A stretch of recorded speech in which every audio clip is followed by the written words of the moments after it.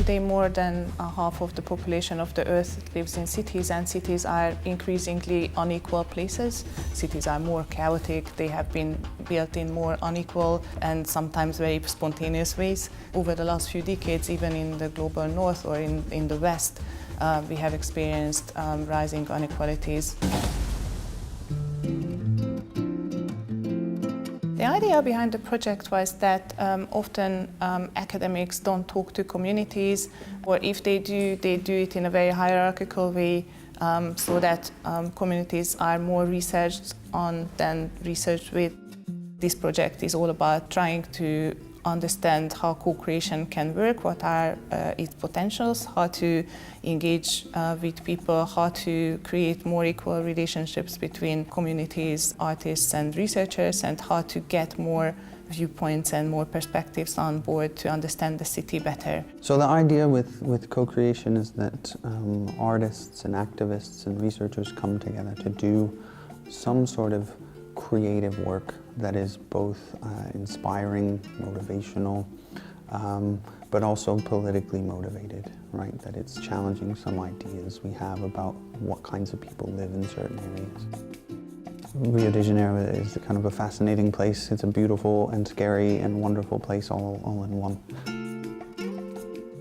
Our goal was to partner with a local institution, which is lovingly PUCI, which is the Pontifical Catholic University of Rio de Janeiro. They suggested one place for us to go work, Favela Santa Marta, and they helped facilitate the interaction between the research team at Bath and the local residents of Santa Marta, notably one NGO called Grupo Eco, who is spearheaded by Itamar Silva, who is an activist, a journalist, and a kind of community organizer, community leader.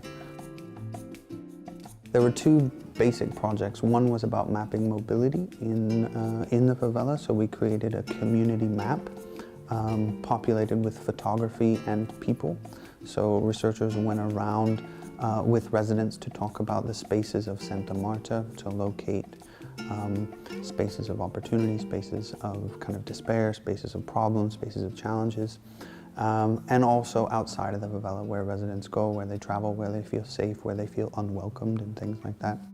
The second project was about art and activism with graffiti artists. So we met several graffiti artists and brought with us one graffiti artist who then graffitied together, and they got inspiration from researchers, from participants, from community members, from the residents of Santa Marta about the kinds of graffiti that we would create, representing different dimensions about what the favela is, how that feeds into ideas of stigmatization. My involvement in the project was working mainly with local graffiti artists and street artists, and we devised a project to create pieces of art based on working with the community there, collecting words and phrases about how the community felt.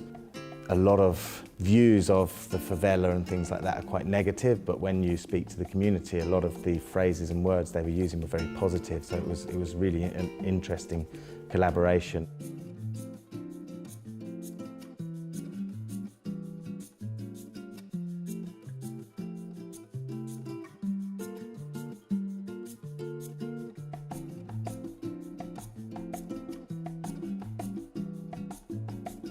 Mexico City has 16 municipalities, and the one that is the most disadvantaged, the most populated, is Iztapalapa. It's also one of the municipalities or the one with the highest crime rate. And so we decided that we wanted to work with them. They are also, of course, one of the municipalities with the worst stigma. Because most of the people who worked in the Mexican part of the project are from the Department of Education, we decided that we wanted to focus on schools. We wanted to have an art intervention in schools. Next thing was to look for the partners. We already had UNAM, which is the National University in Mexico, but we needed some more. So we approached first the Ministry of Culture in Mexico City, a program that is called Alas y Raíces, or Wings and Roots. And this program of the government is in charge of taking cultural activities to disadvantaged areas in the city. So they were the the perfect partner.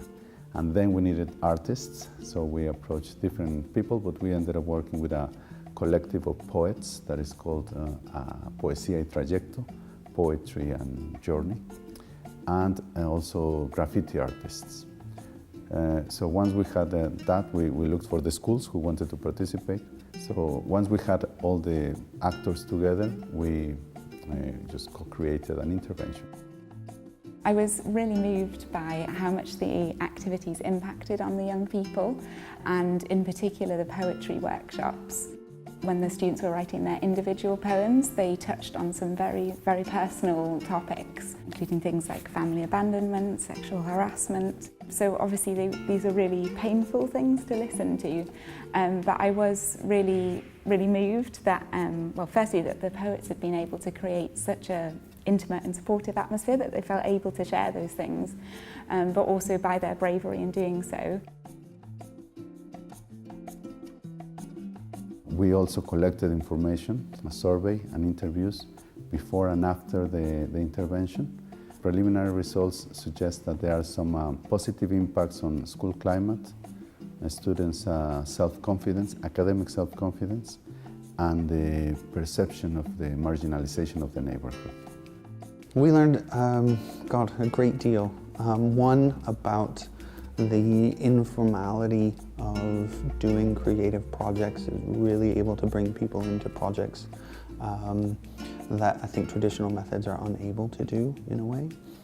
We learned about the life that residents live while they're in Santa Marta, many of the challenges they face, but also very much some inspirational things as well. Residents go on to do wonderful things like become lawyers or activists, and they come back to Santa Marta to help the rest of the community. So in that sense, it's quite inspiring and thriving. And now the next stage is to for every team to develop their own local case study. So we would like to get involved more with communities in Bath. So we are also using this exhibition to explain people in the city what we are trying to do, and find people who would be interested to participate. And we would like to get them on board, especially museums, schools, people who work with health, education, because there is a big potential for them in this project. My hope is that is twofold. First is that favela residents recognize that the stigma is something that can be challenged and can be overcome in some instances. That's not a short-term solution. It doesn't happen overnight. It happens over a long period of time. The second one is challenging the very perception of the favela. That occurs in informal ways, but it also occurs through politicians and policy. So linking up the creative practices with the people who make decisions about urban life is the hope. I really hope that by the end of this project, co-creation will be a methodology that we can recommend, and we can somehow document how to transfer it from one context to another, and how it can be really used for the communities and for the public good, and they can act fully as the motors of the engines of positive change in communities.